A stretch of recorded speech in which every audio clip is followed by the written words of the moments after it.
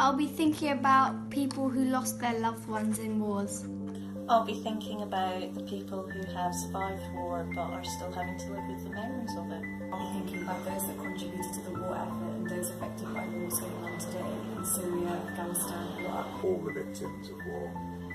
Not just soldiers but also civilians. People who are at home and the bomb just went off.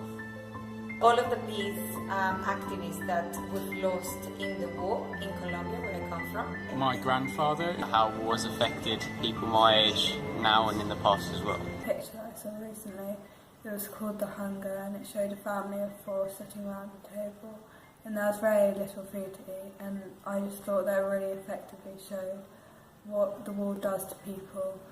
People who are in charge don't normally know what it's like to be in a war and poverty or anything like that. All of those who are struggling to rebuild lives and communities in the aftermath of war.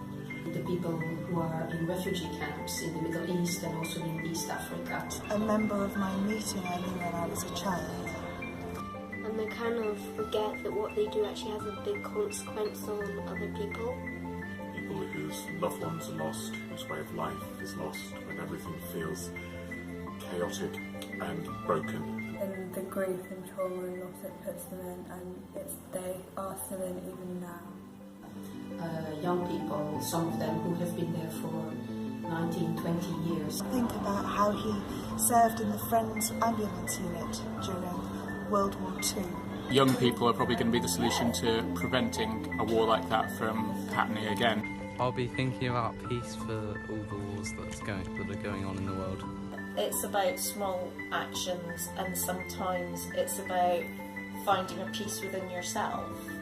If I had a wish for the future, it would be that war just becomes less prevalent in the world. When you find a peace within yourself, you can act differently in lots of different situations. How we should resort to diplomacy before we resort to violence. If everybody works together and think about what's happened before and how bad it was.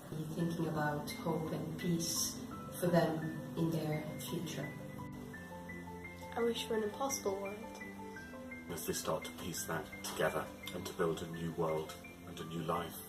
And how we just need to not make the same mistakes again and again. For all of us to realize our potential to build peace.